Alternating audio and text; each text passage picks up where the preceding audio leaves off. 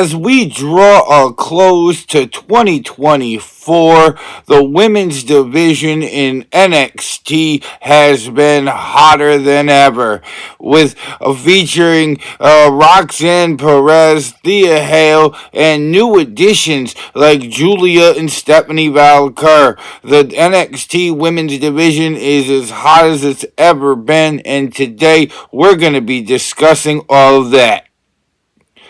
Good afternoon, everybody. How is all my wonderful subscribers and viewers out there doing today? I hope everybody is having a wonderful day. It's Nikki D, and welcome back to the Nikki D channel. Today, we're going to be doing the top 10 favorite female NXT superstars of 2024.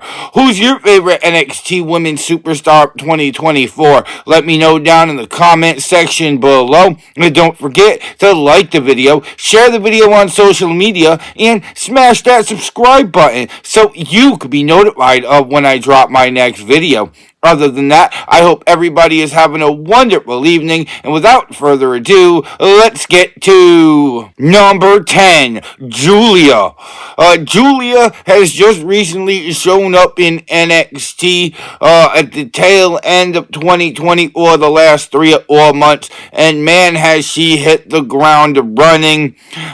She already pinned the NXT Women's Champion Roxanne Perez, and she won the Women's Iron Survivor Challenge match, which means she'll be facing Roxanne Perez at New Year's Evil. Julia has definitely been great in the ring. She's been very good at high flying, and she's a very good tactical wrestler as well. Her promo work ain't much to slouch at either, where she doesn't say a lot. She doesn't need to say a lot. She has the type of character that instills fear into opponents without saying a lot. That's one of the reasons that makes Julia as great as she is as a competitor. And honestly, I'm warming up to Julia as we go into 2025. Number 9, Sol Ruca. Sol Ruca has been a mainstay in NXT now for the past year or two. She's got a similar build to Tiffany Stratton or Charlotte Flair, but Sol Ruca is good at being able to high fly.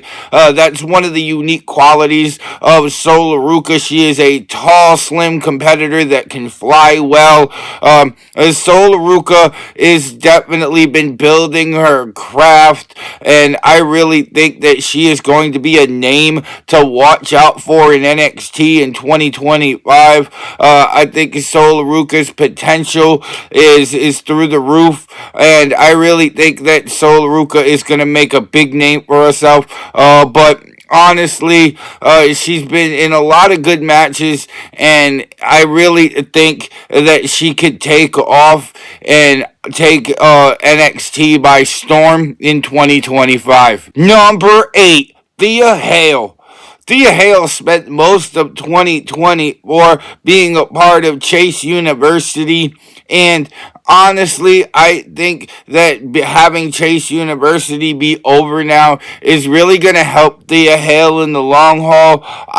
She could climb higher on this list, in my opinion, if she could come back as a more scarier, more serious superstar. I do like the attitude that Thea Hale has, but it's similar to the attitude that Bayley had when she was the hugger. It's only going to take you so far in this industry. I think Thea Hale as a heel is really going to help mold her character into something a lot better than what it would be if it just stalled out as a babyface. I think Thea Hale can do it. I think she's got the type of go-get attitude that she could really be anybody in NXT or WWE that she wants to be, and I really enjoy Thea Hale. I hope that she comes back as something scary in 2025. Number 7, Stephanie Valker. Stephanie Valcour, like Julia, showed up to NXT at the tail end of 2024, the last 3 or 4 months or so. But Stephanie Valcour has definitely been a force to be reckoned with. She's had a pretty good face-off with Julia on a couple of times. I really think that in 2025, Stephanie Valcour will get a shot at the NXT Women's Championship. She was my pick to win the Women's Iron Survivor Challenge. Came only second short to being able to tie it up with Julia. Ran out of time. But Stephanie Valcour definitely has all the skill set. She's good at moving around the ring. She's good at the promo work. She's got all the talent in the world. I think 2025 will be about molding Stephanie Valcour into something that will be main roster ready. And honestly, Stephanie Valcour could really climb on this list in a year from now. Number 6, Carmen Pekovic. Carmen Pekovic has been the workhorse in NXT this year, in my opinion.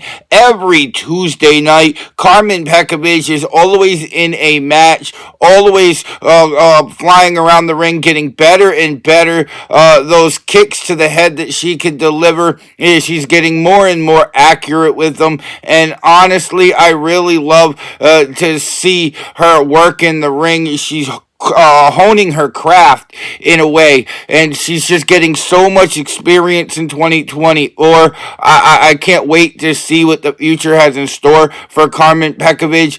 And she's taking her time in NXT. A lot of women in NXT, or superstars for that matter, really rush to the main roster. I like the fact that Carmen Pekovic is getting the matches, getting the experience, being able to shift from idea to idea, and really build herself from the ground up, sort of say. And honestly, I really hope that, like Stephanie Valcour, Carmen Pekovic gets an NXT Women's title opportunity in 2025. Number 5, Adriana Rizzo. Adriana Rizzo is the women of the D'Angelo family, and honestly, she has been excellent in this role. She had a feud with Jada Parker midway through the year that really elevated her character. I love her in this role. Just because I love what the D'Angelo family has done in NXT, to be quite honest with you. And I think Adriana Rizzo is a big part of that. Honestly, I'd love to see what she's capable of when getting in the ring. Hopefully, we'll be able to see her compete in matches on Tuesday in 2025. I think that she has all the potential in the world. We know she has the managerial experience. She's been managing the D'Angelo family. So I do think that Adriana Rizzo can bring a lot to the ring, and I can't wait to see it in 2025. Number 4, Cora Jade. Cora Jade just recently returned to NXT to be the muscle for the NXT Women's Champion Roxanne Perez, considering they were former NXT Women's Tag Team Champions once upon a time ago. But honestly, I love Cora Jade. I really hope that in 2025 she becomes the NXT Women's Champion. She's been grinding for the last 2-3 years in NXT, with the exception of the long injury that kept her on the shelf for a good 8 to 9 months, which she just returned from. I'm expecting huge things from Cora Jade. I'd love to see an angle where Cora Jade is the one that takes the title from Roxanne Perez. I think that would be very entertaining. Maybe it's Stand and Deliver. That would be an epic and personal feud between those two women. But I think the future is extremely bright for Miss Cora Jade. Number 3, Jada Parker. Jada Parker has been a force in the NXT women's division throughout the entire year of 2024. Most recently, she was in an underground match with Lola Vice at Deadline. But Jada Parker did get an NXT women's title opportunity against Roxanne Perez also a few months ago. So the sky has really been the limit for Miss Parker. I really think that she's going to have a breakthrough 2025. I really feel like it's a matter of when, not if, when it comes to her winning the NXT Women's Championship. And same goes for her being on the main roster in WWE in a couple of years. I really think Jada Parker has all the tools at her disposal to be able to make a run like that over the next few years. And honestly, she's coning her craft every week. She's in the trenches every Tuesday fighting. And if anybody deserves it in NXT, it's Miss Jada Parker. Number 2, Kalani Jordan. 2024 was a big year for the former Michigan State gymnast as she was the first inaugural NXT Women's North American champion, and she held it with pride. No denying that. Kalani Jordan fed off all challenges and only lost it when having to run through the gauntlet against Jasmine Nix, JC Jane, and eventually losing the belt to Fallon Henley. So Kalani Jordan has the complete package in the ring. Kalani Jordan knows how to win matches, and honestly, she had a spectacular 2024, whether she's the NXT Women's North American Champion or not. Kalani Jordan has all the tools to be able to make a run at the NXT Women's Championship next, which is what I'm really hoping she does, because Kalani Jordan really deserves it. And honestly, she's been one of the best women in NXT all year long. Number 1, Roxanne Perez.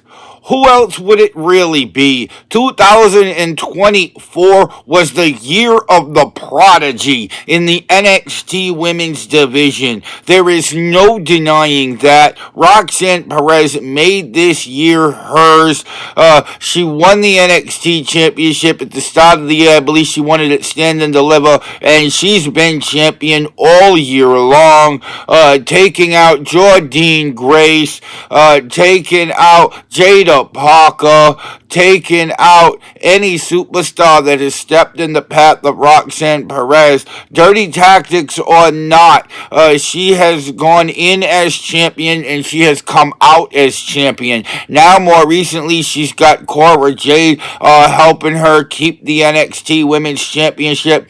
So it'll definitely be interesting to see what happens. But if there's anybody in the NXT Women's division that deserves to be called up to the main roster, it's the prodigy Roxanne Perez.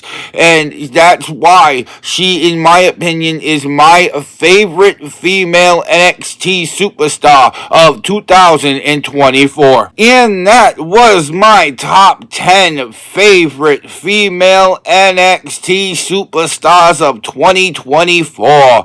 Who's your favorite NXT women's superstar of 2024? Let me know down in the comments section below. Don't forget to like the video, share the video on social media, and smash that subscribe button so you can be notified of when I drop my next video.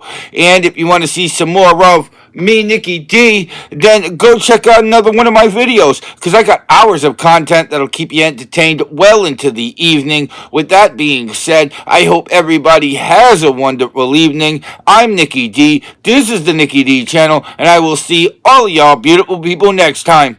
Bye, y'all.